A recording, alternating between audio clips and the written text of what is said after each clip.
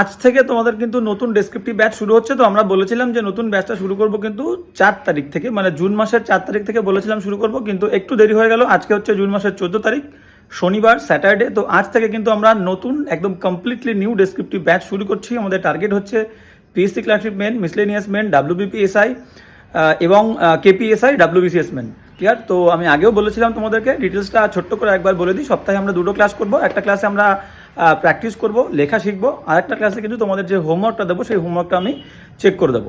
তো এই হচ্ছে ফুল ডিটেলস। এবং তোমাদের আর যদি আরও কোনো বিষয় জানতে ইচ্ছে হয় তাহলে কিন্তু তোমরা স্ক্রিনে দেওয়া নাম্বারে আমার সঙ্গে যোগাযোগ করে নিতে পারো।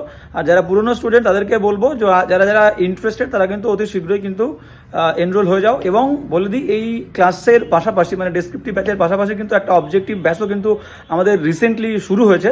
তো ওটা হচ্ছে এবার থেকে মঙ্গলবার হবে।